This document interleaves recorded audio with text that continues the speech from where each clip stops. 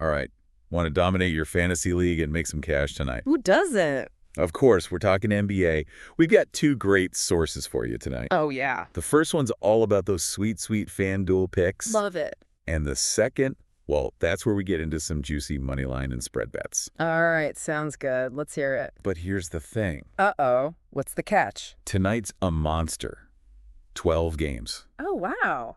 12 games. Yeah, a huge EE slate.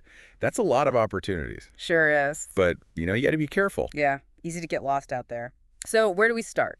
I always got to start with the injury report. Makes sense. Injuries can shake things up. Who are we watching? Well, first off, OKC's Shai Gilgeous-Alexander, he's out with a knee injury. Oof, that's tough for OKC. Yeah, but it opens up a spot for Case and Wallace. Oh, interesting. Didn't he get the start last game? Exactly. Put up a decent 13 points. Not bad, not bad. And he was already showing promise before SGA went down. So. Yeah. So now he's got even more room to grow. Could it be one to watch? Especially against Atlanta. Right. Keep an eye on his minutes, see how much they use him. Could be a sneaky good value play. Absolutely. Any other big injuries? Yeah. Over in Sacramento, De'Aaron Fox is still dealing with that ankle thing. So Davion Mitchell's running the point again? Yep. And then down in New Orleans, big one. Oh. CJ McCollum, lung injury.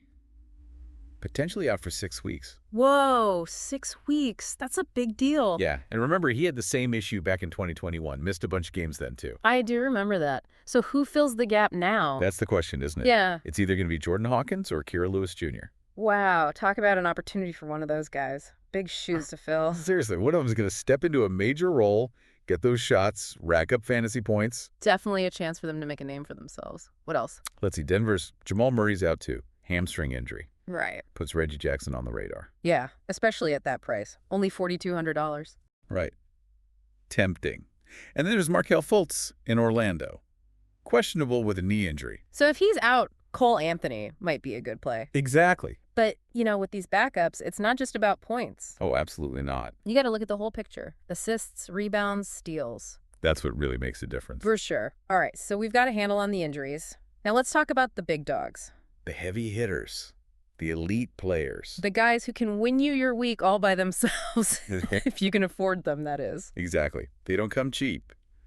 But are they worth it? Well, that's $1 million question, isn't it? First up, Nikola Jokic. $11,800. Wow. He's got a tough matchup against the Celtics. Yeah, the Celtics play some mean defense. But our sources still recommend him. And for good reason. The guy's a triple-double machine. But can he pull it off against a team like that? That's the gamble. Next up, we've got Joel Embiid at a cool $12,000. Yeah, he could dominate. Especially if Washington's Daniel Gafford sits out with that ankle injury. Right. But Embiid always has that risk of foul trouble. True. Could really limit his upside. All right, who else? Giannis Antetokounmpo, $10,300. Going up against Brooklyn.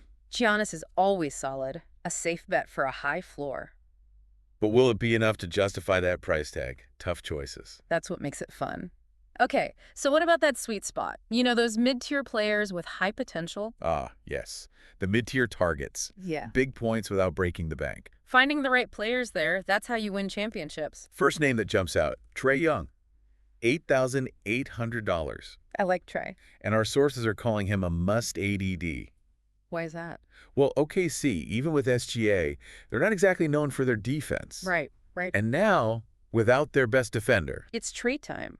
Imagine him with those handles, that setback, going up against whoever they put on him. Recipe for a fantasy explosion. Plus, all those assist opportunities with OKC likely pushing the pace. Raining dimes. Okay, I'm sold on Trae. Who else? How about Julius Randle at $7,800? I like Randle. If RJ Barrett's out again with that knee, Randle's usage rate is going to go way up. He's already a double-double threat.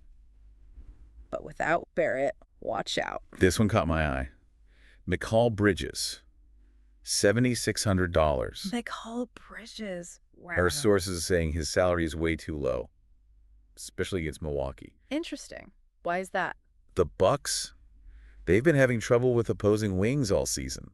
Didn't know that. If they don't step up their defense, Bridges could have a big night. Okay, I'm intrigued. Don't forget about DeMar DeRozan at $7,500. DeRozan's a bucket. Our sources think he might be overlooked in larger slates. Makes sense. Could be a sneaky good play against Utah. They haven't been a defensive powerhouse. Good point. And finally, for our mid-tier targets, Drew Holiday, $7,000. Drew's been playing well. Solid two-way player. And if Boston's Derek White sits out, even more opportunity for Drew. Definitely a great pick at that price. Okay, so we've covered the big spenders, the mid-tier guys. What about those value plays, those hidden gems? Ah, yes. Time to dig into the bargain bin. Find those diamonds in the rough. The players exceeding expectations, playing above their salary. Gotta love that. First up, Zach Collins, $6,600. Zach Collins. Interesting. He's been putting up solid numbers all season. Quietly, under the radar. And he's got a good chance at a double-double against Indiana. Yeah, the Pacers aren't exactly known for their interior defense. Then there's Chet Holmgren, $8,000. Holmgren's a rising star. His salary's going up as people catch on to his talent. Makes sense. He can contribute in every category. And those blocks. Right. Huge asset in fantasy. Now, here's a potential steal. Klay Thompson, only $5,400. Whoa, Clay at that price. Big IF, though. Oh, yeah, he just played against Cleveland. Back-to-back situation. Gotta watch his status. But if he plays, that scoring potential at that price. Hard to ignore. Especially against the Pistons. They don't exactly shut people down. And finally, Bruce Brown, $15,300. Bruce Brown. Interesting. Consistently exceeding his salary. Really? And the matchup against the Spurs looks good. What's the key to his success? Versatility, contributes in multiple categories, and the Pacers are giving him good minutes. Makes sense. Okay, so we've got a killer FanDuel lineup. But what about some straight-up bets? Ah, yes. Our second source has some nice money line bets for us. Moneyline, nice and simple. Just pick the winner. Who do they like? First recommendation, Pacers money line at Negus 198. Against the Magic, The Pacers. they've got the home advantage, more experience, and the Magic are still figuring things out. Not a guaranteed win, but the odds are looking good. Next up, Hornets at Negus at 115 against the Pistons. Hornets and Pistons. The Hornets have been playing well, exceeding expectations. Yeah, and the Pistons are, well, the Pistons. Could be closer, but the Hornets still have the edge. Agreed. Any other bets? One more. A spread bet. Bulls at plus 9.5 against the Mavericks. Now we're talking underdogs with a big spread. So even if they lose, as long as it's by less than 10 points, we win. I like it. But can the Bulls keep it that close against the Mavericks? That's the question. That's what makes it exciting. A bit of a gamble, but the payout could be worth it. All right, so much to think about. Let's recap some of these key takeaways. Cason Wallace in OKC, Jordan Hawkins in New Orleans. And don't forget about those undervalued guys. Bridges, DeRozan. Those money line bets look pretty good too, Yeah. especially the Pacers. But hey, nothing's guaranteed in sports, right? That's what makes it fun. Speaking of fun, I got a question for you. You know, we talked a lot about injuries. Yeah. What happens when those injured stars come back? Ooh, that's a great question. Things are going to change. The whole landscape shifts. Some players lose value, others become like prime buy low candidates. Why low, huh? Think about it. Everyone's scrambling to grab that hot backup while the starter's out. Yeah, makes sense. Got to jump on that opportunity. But the smart money, they're thinking ahead. So you're saying don't just focus on the short term. Exactly. You got to play the long game. Anticipate those market fluctuations. Be ready to pounce when the time is right. So you're not just playing for tonight, you're playing for next week, next month. Exactly. Strategic. It's like chess, not checkers. I like that. So we've got the fantasy picks down, but our sources also gave us some intel on team weaknesses. Ah, yes, the hidden vulnerabilities. This is where you can really gain an edge. All right, let's hear it. Which teams are we targeting? First up, Atlanta Hawks. They've got a real weakness against opposing point guards. Really? Interesting. And who are they facing tonight? Cason Wallace, Oh, filling in for SGA. exactly. If he gets the start again, this matchup could be huge for him. Talk about a perfect storm. Now, the Celtics, they're tough, but they've shown some vulnerability against centers. And they're going up against Jokic. Right. So even though it's a tough matchup on paper, that weakness could give Jokic the edge. Enough to justify that hefty price tag, maybe. Possibly. Then we got the Milwaukee Bucks, struggling against opposing wings all season. Did we talk about McCall Bridges having a good matchup against them? We did. And this just makes it even better. If the Bucks don't tighten up their defense, guys like Bridges are going to feast. All right, what about the Utah Jazz? What's their weakness? They have trouble containing scorers, especially those who can create their own shot. Sounds like a good night for DeMar DeRozan then. You got it. If he can take advantage of that weakness, he could have a big game. Okay, so we've got our sleepers, our studs, our value picks, and now we know which teams to target.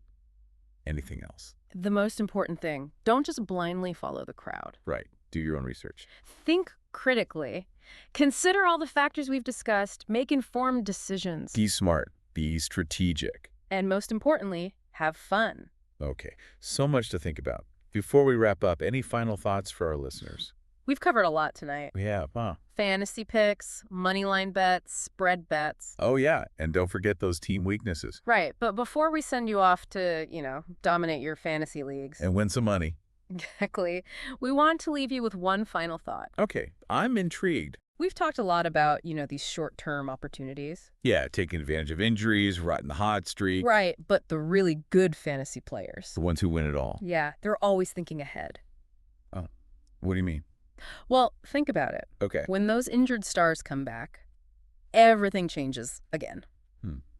Yeah, you're right. The landscape shifts. Some players lose value, Hmm. their minutes go down, their production might dip. So it's not just about riding the wave. No, it's about anticipating the next wave. And being ready to ride that one, too. Exactly. That's the key to long-term success in fantasy. It's not just reacting, it's predicting. Right. So while you're making your moves tonight, keep that in mind. Who are those players whose value is down right now but could rebound? That's your homework assignment. I like it. Do your research, think long-term, be ready to capitalize. All right, that's great advice. Well, that wraps up our NBA deep dive for tonight. We've given you the knowledge, the insights, the secrets to success. Now go out there, make those smart choices. And enjoy those games. Good luck, everybody.